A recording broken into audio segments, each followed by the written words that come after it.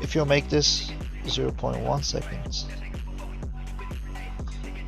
I think it's gonna be more less smooth, but more performance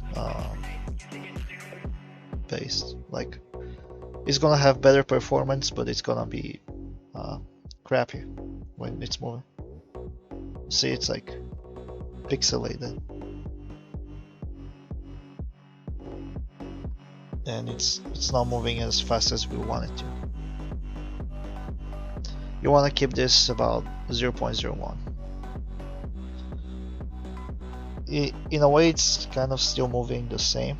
I mean, it's obviously faster. It still does that same bugging, but you don't see it because it's so fast. Your eye is not perceiving it.